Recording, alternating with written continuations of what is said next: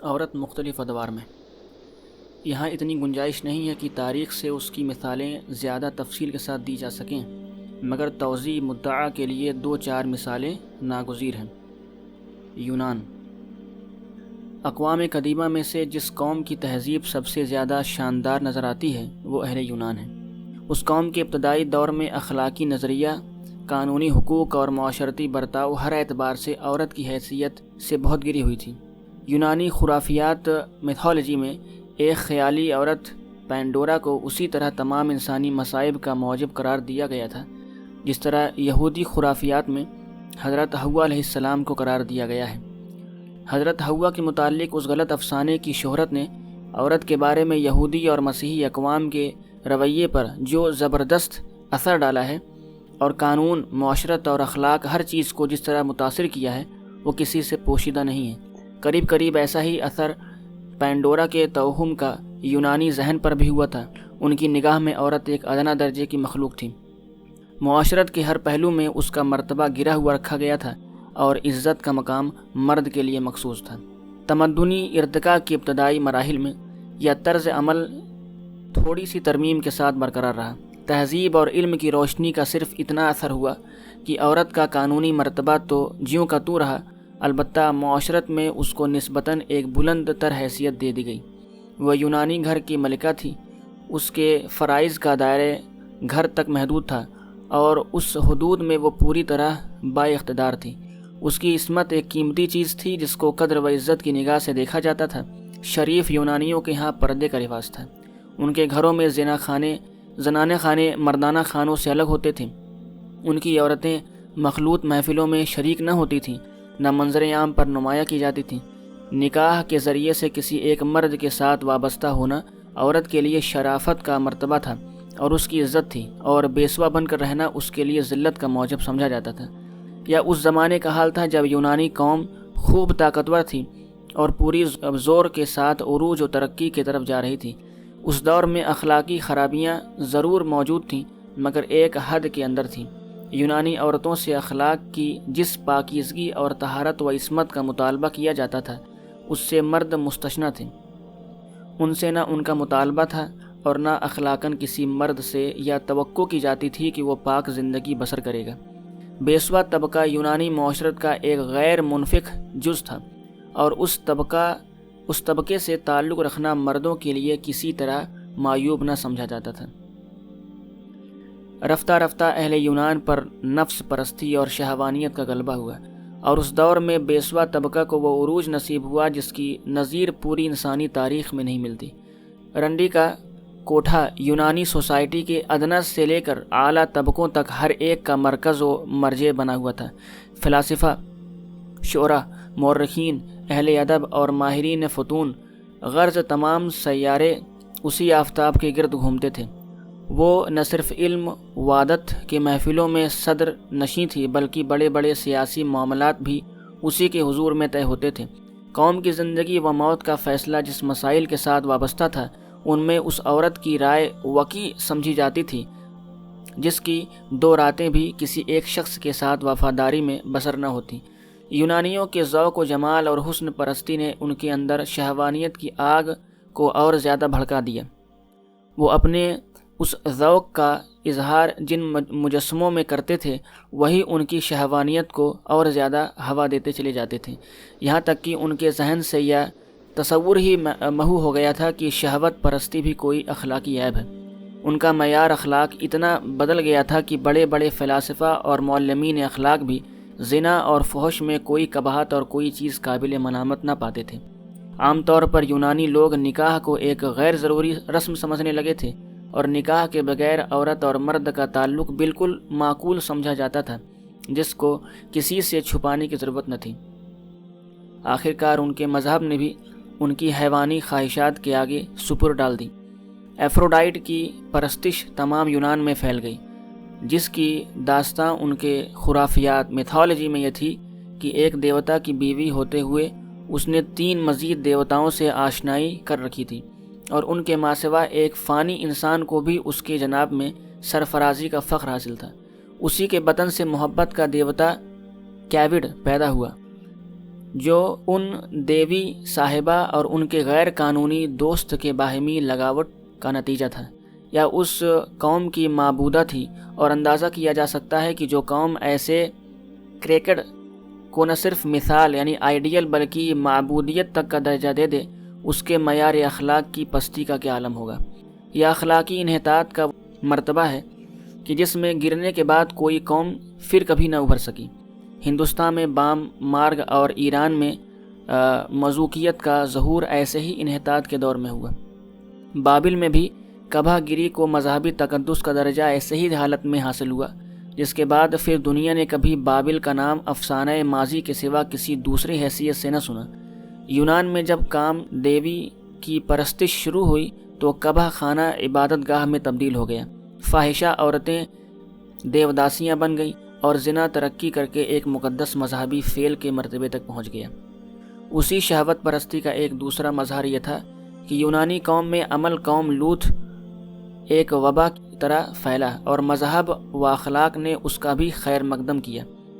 Humour اور ہیولڈ کے عہد میں اس فعل کا نام و نشان تک نہیں ملتا، مگر تمدن کی ترقی نے جب آرٹ اور ذوق و جمال یعنی ایستھیٹک کے مذہب ناموں سے عریانی اور لذات نفس کی بندگی کو سراہنا شروع کیا تو شہوانی جذبات کا اشتعال بڑھتے بڑھتے اس حد تک پہنچ گیا کہ فطرت کے راستے سے تجاوز کر کے یونانیوں کو خلاف ورزی فطرت میں تسکین کی جستجو کرنی پڑی۔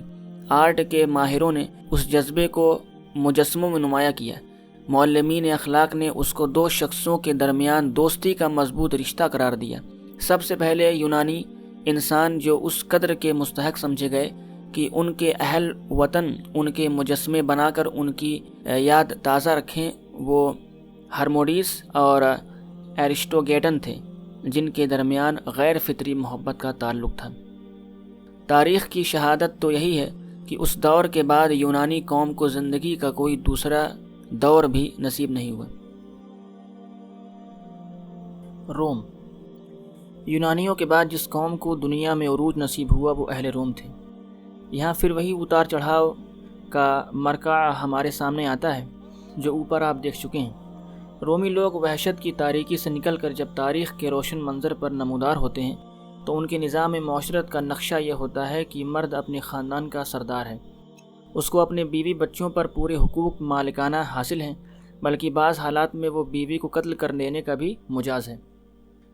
جب وحشت کم ہوئی اور تمدن و تہذیب میں رومیوں کا قدم آگے بڑھا تو اگرچہ قدیم خاندانی نظام بدستور قائم رہا، مگر عملاً اس کی سختیوں میں کچھ کمی واقع ہوئی اور ایک حد تک اعتدالی حالت پیدا ہوتی گئی۔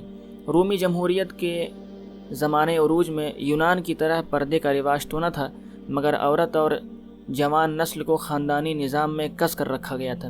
عصمت و عفت خصوصاً عورت کے معاملے میں ایک قیمتی چیز تھی اور اس کو معیار شرافت سمجھا جاتا تھا۔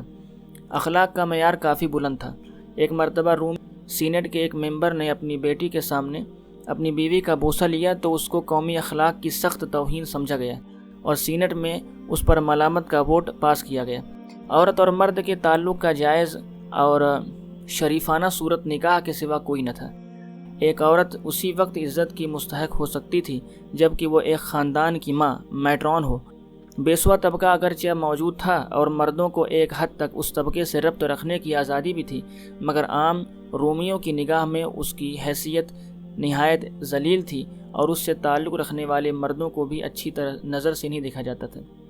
تہذیب و تمدن کی ترقی کے ساتھ ساتھ اہل روم کا نظریہ عورت کے بارے میں بدلتا چلا گیا اور رفتہ رفتہ نکاح و طلاق کے قوانین اور خاندانی نظام ترکیب میں اتنا تغیر ہوا کہ صورتحال سابقہ حالت کے بالکل برعکس ہو گئی۔ نکاح محض ایک قانونی معاہدہ سول کانٹریکٹ بن کر رہ گیا جس کا قیام و بقا فریقین کی رضامندی پر منحصر تھا۔ ازدواجی تعلق کی ذمہ داریوں کو بہت ہلکا سمجھا جانے لگا۔ عورت کو وراثت و ملکیت مال کے پورے حقوق دیے گئے اور قانون نے اس کو باپ اور شوہر کے اقتدار سے بالکل آزاد کر دیا۔ رومی عورتیں معاشی حیثیت سے نہ صرف خود مختار ہو گئیں بلکہ قومی دولت کا ایک بڑا حصہ بتدریج ان کے اختیار میں چلا گیا۔ وہ اپنے شوہروں کو بھاری شرح سود پر قرض دیتی تھیں اور مالدار عورتوں کے شوہر عملاً ان کے غلام بن کر رہ جاتے تھے۔ طلاق کی آسانیاں اس قدر بڑھیں کہ بات بات پر ازدواج کا رشتہ توڑا جانے لگا۔ مشہور رومی فلسفی و مدبر سینیکا سختی کے ساتھ رومیوں کی کثرت طلاق پر ماتم کرتا ہے۔ وہ کہتا ہے کہ اب روم میں طلاق کوئی بڑی شرم کے قابل چیز نہیں رہی۔ عورتیں اپنی عمر کا حساب شوہروں کی تعداد سے لگاتی ہیں۔ اس دور میں عورت یکے بعد دیگرے کئی شادیاں کرتی جاتی تھیں۔ مارشل ایک عورت کا ذکر کرتا ہے جو 10 خاوند کر چکی تھی۔ جودنیل ایک عورت کے متعلق لکھتا ہے کہ اس نے 5 سال میں 8 شوہر بدلے۔ سینٹ جروم ان کے سب سے زیادہ ایک باکمال عورت کا حال لکھتا ہے جس نے آخری بار 30واں شوہر کیا تھا اور اپنے شوہر کی بھی وہ 21ویں بیوی تھی۔ اس دور میں عورت اور مرد کے غیر نکاحی تعلق کو معیوب سمجھنے کا خیال بھی دلوں سے نکلتا چلا گیا، یہاں تک کہ بڑے بڑے معلمین اخلاق بھی زنا کو ایک معمولی چیز سمجھنے لگے۔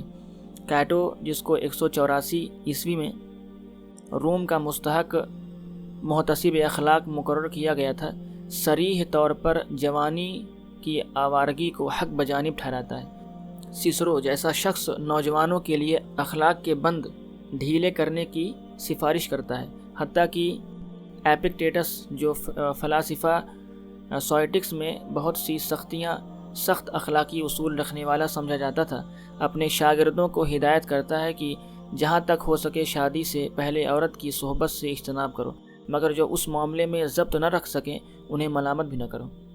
اخلاق اور معاشرت کے بند جب اتنے ڈھیلے ہو گئے تو روم میں شہوانیت، عریانی اور فواہش کا سیلاب پھوٹ پڑا۔ تھیٹروں میں بے حیائی و عریانی کے مظاہرے ہونے لگے۔ ننگی اور نہایت فحش تصویریں ہر گھر کی زینت کے لیے ضروری ہو گئیں۔ قبا گری کے کاروباروں کو وہ فروغ نصیب ہوا کہ کیسر ٹائبریس کے عہد میں معزز خاندانوں کی عورتوں کو پیشہ ور طوائف بننے سے روکنے کے لیے ایک قانون نافذ کرنے کی ضرورت پیش آ گئی۔ فلورا نامی ایک کھیل رومیوں میں نہایت مقبول ہوا کیونکہ اس میں برہنہ عورتوں کی دوڑ ہوا کرتی تھی۔ عورتوں اور مردوں کے برسرعام یکجا غسل کرنے کا رواج بھی اس دور میں عام تھا۔ رومی لٹریچروں میں فحش اور عریاں مضامین بے تکلف بیان کیے جاتے تھے اور عوام و خواص میں وہی ادب مقبول ہوتا تھا جس میں استعارہ و کنایت تک کا پردہ نہ رکھا گیا ہو۔ جنسی خواہشات سے اس قدر مغلوب ہو جانے کے بعد روم کا قصر عظمت ایسا پیوند خاک ہوا کہ پھر اس کی ایک اینٹ بھی اپنی جگہ پر قائم نہ رہی۔ مسیحی یورپ مغربی دنیا کے اس اخلاقی انحطاط کا علاج کرنے کے لیے مسیحیت پہنچی اور اول اس نے بڑی اچھی خدمت انجام دی۔ فواہش کا انسداد کیا، عریانی کو زندگی کے ہر شعبے سے نکالا، قبا گری کو بند کرنے کی تدبیریں کی، طوائف اور مغنیہ اور رقاصہ عورتوں کو ان کے پیشے سے توبہ کرائی اور پاکیزہ اخلاقی تصورات لوگوں میں پیدا کیے۔ مگر عورت اور صنفی تعلقات کے بارے میں آبائے مسیحیت جو نظریات رکھتے تھے وہ انتہا پسندی کی بھی انتہا تھی اور ساتھ ہی فطرت انسانی کے خلاف اعلان جنگ بھی۔ ان کا ابتدائی اور بنیادی نظریہ یہ تھا کہ عورت گناہ کی ماں اور بدی کی جڑ ہے، مرد کے لیے معصیت مصیبت کی تحریک کا سرچشمہ اور جہنم کا دروازہ ہے۔ تمام انسانی مصائب کا آغاز اسی سے ہوا ہے۔ اس کا عورت ہونا ہی اس کے لیے اس کے شرمناک ہونے کے لیے کافی ہے۔ اس کو اپنے حسن و جمال پر شرمانا چاہیے کیونکہ وہ شیطان کا سب سے بڑا ہتھیار ہے۔ اس کو دائماً کفارہ ادا کرتے رہنا چاہیے، وہ دنیا اور دنیا والوں پر لعنت اور مصیبت لائی ہے۔ ٹرٹولین جو ابتدائی دور کے ائمہ مسیحیت میں سے تھا، عورت کے متعلق مسیحی تصور کی ترجمانی ان الفاظ میں کرتا ہے: وہ شیطان کے آنے کا دروازہ ہے، وہ شجر ممنوع کی طرف لے جانے والی، خدا کے قانون کو توڑنے والی اور خدا کی تصویر مرد کو غارت کرنے والی ہے۔ کرسوسٹم جو مسیحیت کے اولیاء کبار میں شمار کیا جاتا ہے، عورت کے حق میں کہتا ہے: ایک ناگزیر برائی، ایک پیدائشی وسوسہ، ایک مرغوب آفت، ایک خانگی خطرہ، ایک غارت غرد دلربائی، ایک آراستہ مصیبت۔ ان کا دوسرا نظریہ یہ تھا کہ عورت اور مرد کا صنفی تعلق بجائے خود ایک نجاست اور قابل اعتراض چیز ہے، خواہ وہ نکاح کی صورت میں ہی کیوں نہ ہو۔ اخلاق کا یہ راہبانہ تصور پہلے سے اشراقی فلسفہ یعنی کہ نیو پلیٹونزم کے زیر اثر مغرب میں جڑ پکڑ رہا تھا۔ مسیحیت نے آ کر اسے حد کر پہنچا دیا۔ اب تجرد اور دوشیزگی معیار اخلاق قرار پائی اور تاحل کی زندگی اخلاقی اعتبار سے پست اور ذلیل سمجھی جانے لگی۔ لوگ ازدواج سے پرہیز کرنے کو تقویٰ اور تقدس اور بلندی اخلاق کو علامت سمجھنے لگے۔ پاک مذہبی زندگی بسر کرنے کے لیے یہ ضروری ہو گیا کہ یا تو آدمی نکاح ہی نہ کرے، یا اگر نکاح کر لیا ہو تو میاں اور بیوی ایک دوسرے سے زن و شوہر کا تعلق نہ رکھیں۔ متعدد مذہبی مجلسوں میں یہ قوانین مقرر کیے گئے کہ چرچ کے عہدہ دار تخلیہ میں اپنی بیویوں سے نہ ملیں۔ میاں اور بیوی کی ملاقات ہمیشہ کھلی جگہ میں ہو اور کم از کم 2 غیر آدمی موجود ہوں۔ ازدواجی تعلق کے نجس ہونے کا تخیل طرح طرح سے مسیحیوں کے دل میں بٹھایا جاتا تھا۔ مثلاً ایک قاعدہ یہ تھا کہ جس وز چرچ کا کوئی تہوار ہو اس سے پہلے کی رات جس میاں بیوی نے یکجا گزاری ہو وہ تہوار میں شریک نہ ہو سکتے، گویا انہوں نے کسی گناہ کا ارتکاب کیا ہے جس سے آلودہ ہونے کے بعد کسی مقدس مذہبی کام میں حصہ لینے کے قابل نہیں رہے۔ اس راہبانہ تصور نے تمام خاندانی علائق حتیٰ کہ ماں اور بیٹے تک کے تعلق میں تلخی پیدا کر دی، اور ہر وہ رشتہ گندگی اور گناہ بن کر رہ گیا جو نکاح کا نتیجہ ہو۔ ان دونوں نظریات نے نہ صرف اخلاق اور معاشرت میں عورت کی حیثیت حد سے زیادہ گرا دی، بلکہ تمدنی قوانین کو بھی اس درجے متاثر کیا کہ ایک طرف ازدواجی زندگی مردوں اور عورتوں کے لیے مصیبت بن کر رہ گئی، اور دوسری طرف سوسائٹی میں عورت کا مرتبہ ہر حیثیت سے پس ہو گیا۔ مسیحی شریعت کے زیر اثر جتنی قوانین مغربی دنیا میں جاری ہوئے ان سب کی خصوصیات یہ تھیں۔ پہلا، معاشی حیثیت سے عورت کو بالکل بے بس کر کے مردوں کے قابو میں دے دیا گیا۔ وراثت میں ان کے حقوق نہایت محدود تھے اور ملکیت میں ان سے بھی زیادہ محدود۔ وہ خود اپنی محنت کی کمائی پر بھی اختیار نہ رکھتی تھی، بلکہ اس کی ہر چیز کا مالک ان کا شوہر تھا۔ دوسرا، طلاق اور خلا کی سرے سے اجازت ہی نہ تھی۔ زوجین میں خواہ کتنی ہی ناموافقت ہو، باہمی تعلقات کی خرابی سے خواہ گھر نمونۂ جہنم بن گیا ہو، مذہب اور قانون دونوں ان کو زبردستی ایک دوسرے کے ساتھ بندھے رہنے پر مجبور کرتے تھے۔ بعض انتہائی شدید حالات میں زیادہ سے زیادہ جو تدارک ممکن تھا وہ صرف یہ تھا کہ زوجین میں سیپریشن کرا دی جائے، یعنی وہ ایک دوسرے سے بس الگ کر دیے جائیں۔ الگ ہو کر نکاح ثانی کرنے کا حق نہ عورت کو تھا نہ مرد کو۔ در حقیقت یہ تدارک پہلی صورت سے بھی بدتر تھا، کیونکہ اس کے بعد ان کے لیے اس کے سوا کوئی چارہ نہ تھا کہ یا تو وہ دونوں راہبہ بن جائیں یا پھر تمام عمر بدکاری کرتے رہیں۔ تیسرا، شوہر کے مرنے کی صورت میں بیوی کے لیے اور بیوی کے مرنے کی صورت میں شوہر کے لیے نکاح ثانی کرنا سخت معیوب بلکہ گناہ قرار دیا گیا تھا۔ مسیحی علماء کہتے تھے کہ یہ محض حیوانی خواہشات کی بندگی اور ہوس رانی ہے۔ ان کی زبان میں اس فعل کا نام مہذب زناکاری تھا۔ چرچ کے قانون میں مذہبی عہدہ داروں کے لیے نکاح ثانی کرنا جرم تھا۔ عام ملکی قوانین میں بعض جگہ اس کے سرے سے اجازت ہی نہ تھی، اور جہاں قانون اجازت دیتا تھا وہاں بھی رائے عام جو مذہبی تصورات کے زیر اثر تھی اس کو جائز نہ رکھتی تھی۔ جدید یورپ۔ 18ویں صدی عیسوی میں یورپ کے فلاسفہ اور اہل قلم نے جب سوسائٹی کے خلاف فرد کے حقوق کی حمایت میں آواز اٹھائی اور شخصی آزادی کا تصور پھونکا تو ان کے سامنے وہی غلط نظام تمدن تھا جو مسیحی نظام اخلاق و فلسفہ زندگی اور نظام جاگیرداری یعنی کہ فیوڈل سسٹم کے منحوس اتحاد سے پیدا ہوا تھا، اور جس نے انسانی روح کو غیر فطری زنجیروں میں جکڑ کر ترقی کے سارے دروازے بند کر رکھے تھے۔ اس نظام کو توڑ کر ایک نیا نظام بنانے کے لیے جو نظریات جدید یورپ کے معماروں نے پیش کیے اس کے نتیجے میں انقلاب فرانس رونما ہوا، اور اس کے بعد مغربی تہذیب و تمدن کی رفتار ترقی ان راستوں پر لگ گئی جن پر بڑھتے بڑھتے وہ آج کی منزل پر پہنچی ہے۔ اس دور جدید کے آغاز میں صنف اناس کو پستی سے اٹھانے کے لیے جو کچھ کیا گیا، اجتماعی زندگی پر اس کے خوشگوار نتائج مرتب ہوئے۔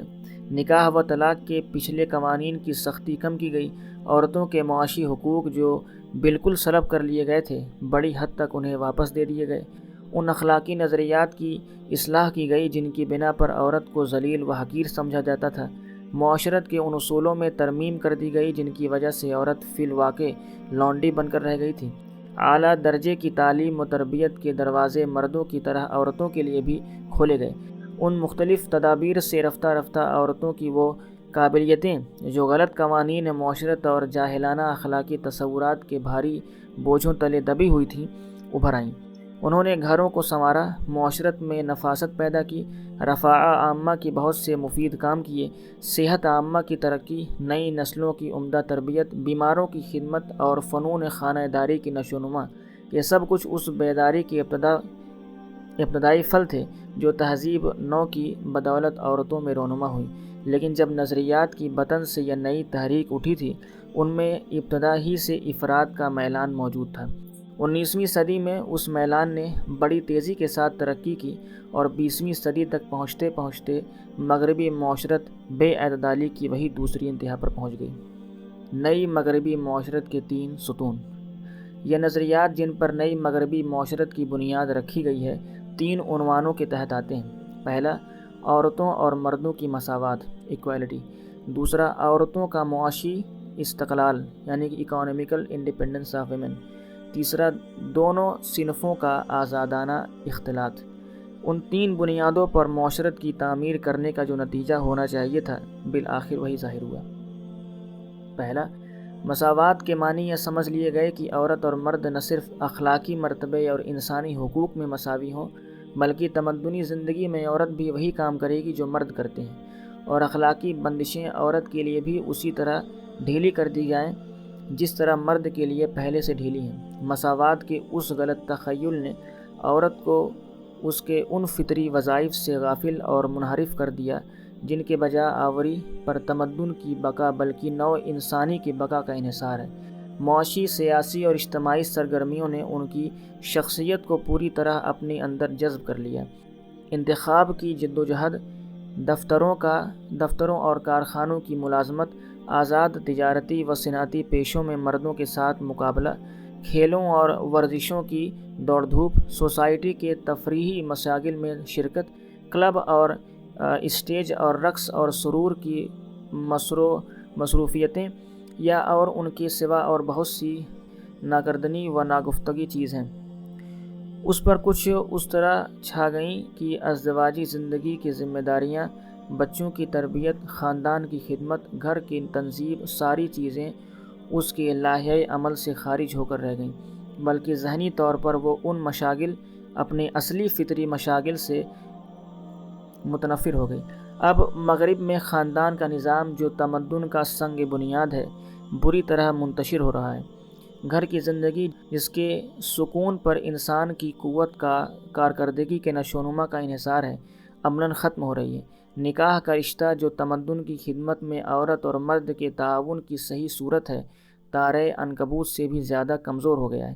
نسلوں کی افزائش کو برتھ کنٹرول اور اسقاط حمل اور قتل اولاد کے ذریعے سے روکا جا رہا ہے۔ اخلاقی مساوات کے غلط تخیل نے عورتوں اور مردوں کے درمیان بد اخلاقی میں مساوات قائم کر دی ہے۔ وہ بے حیائیاں جو کبھی مردوں کے لیے بھی شرمناک تھیں اب وہ عورتوں کے لیے شرمناک نہیں رہیں۔ دوسرا، عورت کے معاشی استقلال نے اس کو مرد سے بے نیاز کر دیا۔ وہ قدیم اصول کہ مرد کمائے اور عورت گھر کا انتظام کرے اب اس نئے قاعدے سے بدل گیا ہے کہ عورت اور مرد دونوں کمائیں اور گھر کا انتظام بازار کے سپرد کر دیا جائے۔ اس انقلاب کے بعد دونوں کی زندگی میں بجز ایک شہوانی تعلق کے اور کوئی ربط ایسا باقی نہیں رہا جو ان کو ایک دوسرے کے ساتھ وابستہ ہونے پر مجبور کرتا ہو، اور ظاہر ہے کہ محض شہوانی خواہشات کا پورا کرنا کوئی ایسا کام نہیں ہے جس کی خاطر مرد اور عورت لامحالہ اپنے آپ کو ایک دائمی تعلق ہی کی گرہ میں باندھتے اور ایک گھر بنا کر مشترکہ زندگی گزارنے پر مجبور ہوں۔ جو عورت اپنی روٹی آپ کماتی ہے، اپنی تمام ضروریات کی خود کفیل ہے، اپنی زندگی میں دوسرے کی حفاظت اور اعانت کی محتاج نہیں ہے، وہ آخر محض اپنی شہوانی خواہش کی تسکین کے لیے کیوں ایک مرد کی پابند ہو؟ کیوں اپنے اوپر بہت سی اخلاقی اور قانونی بندشیں عائد کرے؟ کیوں ایک خاندان کی ذمہ داریوں کا بوجھ اٹھائے، خصوصاً جب کہ اخلاقی مساوات کی تخیل نے اس کی راہ سے وہ تمام رکاوٹیں بھی دور کر دی ہوں جو اسے آزاد شہوت رانی کا طریقہ اختیار کرنے میں پیش آ سکتی تھیں؟ تو وہ اپنی خواہشات کی تسکین کے لیے آسان اور پرلطف اور خوشنما راستہ چھوڑ کر قربانیوں اور ذمہ داریوں کے بوجھ سے لدا ہوا پرانا دقیانوسی اولڈ فیشن راستہ کیوں اختیار کرے؟ گناہ کا خیال مذہب کے ساتھ رخصت ہوا۔ سوسائٹی کا خوف یوں دور ہو گیا کہ سوسائٹی اب اسے فاحشہ ہونے پر ملامت نہیں کرتی بلکہ ہاتھوں ہاتھ لیتی ہے۔ آخری خطرہ حرامی بچے کی پیدائش کا تھا، سو اس سے بچنے کے لیے منع حمل کے ذریعے موجود ہیں۔ اس ذریعے کے باوجود حمل قرار پا جائے تو اسقاط میں بھی کوئی مذائقہ نہیں۔ اس میں کامیابی نہ ہو تو بچے کو خاموشی کے ساتھ قتل کیا جا سکتا ہے، اور اگر کم بخت جذبہ مادری نے، جو بدقسمتی سے ابھی بالکل فنا نہیں ہو سکا ہے، بچے کو ہلاک کرنے سے روک بھی دیا جائے تو حرامی بچے کی ماں بن جانے میں کوئی حرج نہیں، کیونکہ اب کنواری ماں اور ناجائز مولود کے حق میں اتنا پروپیگنڈا ہو چکا ہے کہ جو سوسائٹی ان کو نفرت کی نگاہ سے دیکھنے کی جرات کرے گی، اسے خود تاریخ خیالی کا الٹا الزام اپنے سر لینا پڑے گا۔ یہ وہ چیز ہے جس نے مغربی معاشرت کی جڑیں ہلا کر رکھ دی۔ آج ہر ملک میں لاکھوں جوان عورتیں تجرد پسند ہیں جن کی زندگیاں آزاد شہوات رانی میں بسر ہو رہی ہیں۔ ان سے بہت زیادہ عورتیں ہیں جو عارضی جذبات محبت کے زور سے شادیاں کر لیتی ہیں، مگر چونکہ اب شہوانی تعلق کے سوا مرد اور عورت کے درمیان کوئی ایسا احتیاجی ربط باقی نہیں رہا ہے جو انہیں مستقل وابستگی پر مجبور کرتا ہے، اس لیے مناکحت کے رشتے میں اب کوئی پائیداری نہیں رہی۔ میاں اور بیوی جو ایک دوسرے سے بالکل بے نیاز ہو چکے ہیں، آپس کے تعلقات میں کسی مراعات باہمی اور کسی مدارات کمپرومائز کے لیے تیار نہیں ہوتے۔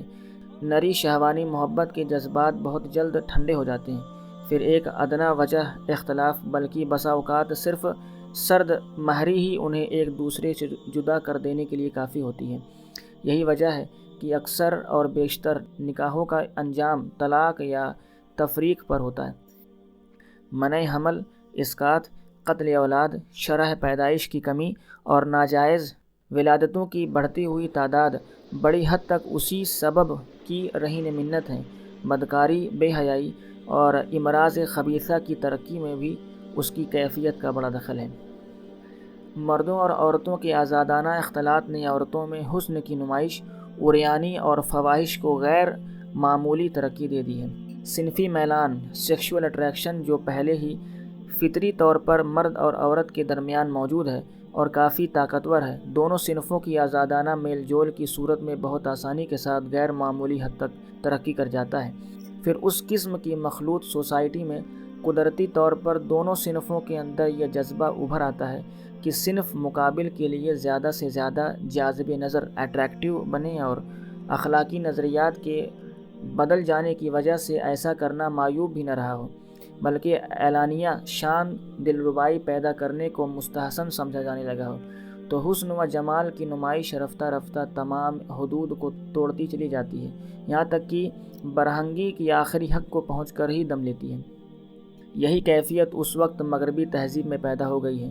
صنف مقابل کے لیے مقناطیس بننے کی خواہش عورت میں اتنی بڑھ گئی ہے اور اتنی بڑھتی چلی جا رہی ہے کہ شوق و شنگ لباسوں، غازوں اور سرخیوں اور بناؤ سنگار کے نت نئے سامانوں سے اس کی تسکین نہیں ہوتی، بیچاری تنگ آ کر اپنے کپڑوں سے باہر نکلا پڑتی ہے، یہاں تک کہ بسا اوقات تار تک لگا نہیں رہنے دیتی۔ ادھر مرد کی طرف سے ہر وقت حل میں مزید کا تقاضا ہے، کیونکہ جذبات میں جو آگ لگی ہوئی ہے وہ حسن کے ہر بے حجابی پر بجھتی نہیں بلکہ اور زیادہ بھڑک اٹھتی ہے اور مزید بے حجابی کا مطالبہ کرتی ہے۔ ان غریبوں کی پیاس بھی بڑھتے بڑھتے طونس بن گئی ہے، جیسے کسی کو لو لگ گئی ہو اور پانی کا ہر گھونٹ پیاس کو بجھانے کے بجائے اور بھڑکا دیتا ہو۔ حد سے بڑھتی ہوئی شہوانی پیاس سے بیتاب ہو کر بیچارہ ہر وقت ہر ممکن طریقے سے اسے اس کے تسکین کا سامان بہم پہنچاتے رہتے ہیں، یا ننگی تصویریں، یا صنفی لٹریچر، یا عشق و محبت کے افسانے، یا اریاں اور جڑواں ناچ، یا جذبات شہوانی سے بھرے ہوئے فلم، آخر کیا ہیں؟ سب اسی آگ کو بجھانے مگر دراصل بھڑکانے کے سامان ہیں جو اس غلط معاشرت نے ہر سینے میں لگا رکھی ہے، اور اپنی اس کمزوری کو چھپانے کے لیے اس کا نام انہوں نے رکھا ہے آرٹ۔ یہ گھن بڑی تیزی کے ساتھ مغربی قوموں کی قوت حیات کو کھا رہا ہے۔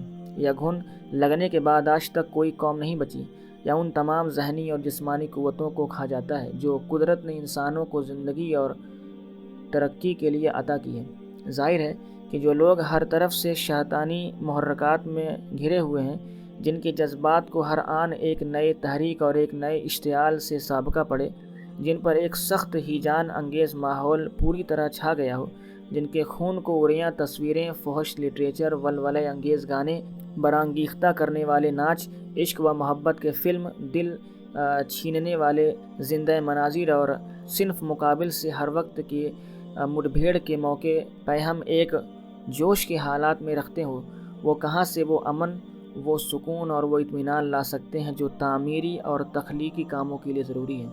یہی نہیں بلکہ ایسے ہیجانات کے درمیان ان کو اور خصوصاً ان کی جوان نسلوں کو وہ ٹھنڈی اور پرسکون فضا میسر ہی کہاں آ سکتی ہے جو ان کی ذہنی اور اخلاقی قوتوں کے نشوونما کے لیے ناگزیر ہے۔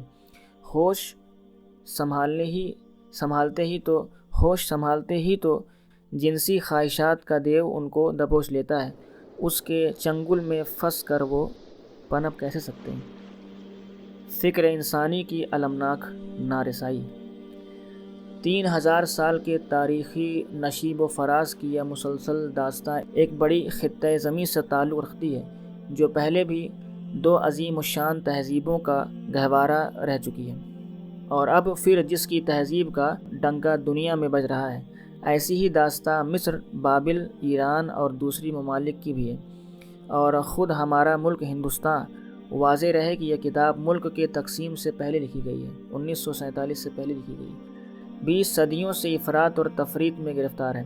ایک طرف عورت داسی بنائی جاتی ہے، مرد اس کا سوامی اور پتی دیو یعنی مالک اور معبود بنتا ہے۔ اس کو بچپن میں باپ کی، جوانی میں شوہر کی اور بیوگی میں اولاد کی مملوکہ بن کر رہنا پڑتا ہے۔